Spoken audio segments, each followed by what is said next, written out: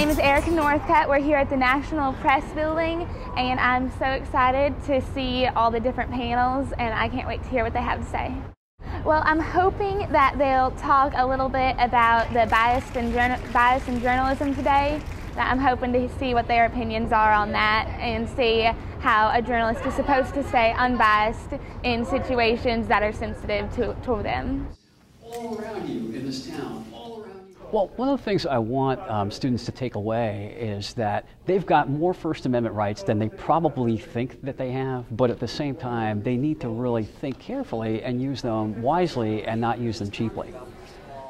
We're at the National Press Club, and we just listened to Frank LoMonte from the Student Press Law Center talk to us about student journalists' rights and censorship, and it was really interesting and helpful to listen to him because it was really inspiring to listen to some student journalist stories and how they really went the extra mile and uncovered actual important issues.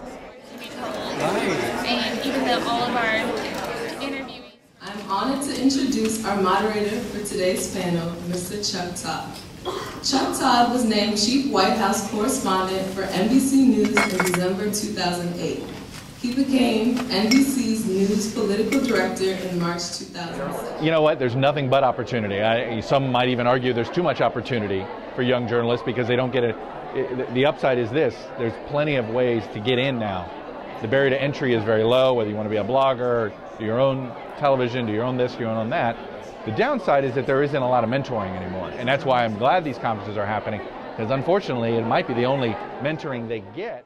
You differentiate your sources from your friends, and what are your cozy relationships? What are those? Look, I think that political journalism is an evolving field. I think if I were sitting where they are today, I would be petrified, actually, of getting into a field that is changing so rapidly.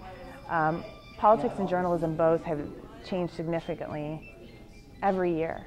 And so, part of what I was hoping to impart on them is, I don't know what the future is going to look like, but what I can tell you now is, if you're interested, write, listen, be fact-based, and have standards. And if you focus on those four things, no matter what politics and journalism look like in the next 4 years, when they get out of college, 5 years, 6 years, they're going to be able to do what I think we, the three of us sitting up here, hold true, which is real journalism. Specifically, when I talked to Liz, I asked, is there a way in unbiased journalism to retain your voice, your individual voice as a writer? And she said, there is. Obviously, you have to be careful about putting your opinions into your writing, but just in the stories you choose, there's already some subjectivity injected into that. And then in your language, in your word choice, without using bias, you can still retain your unique perspective, your unique voice.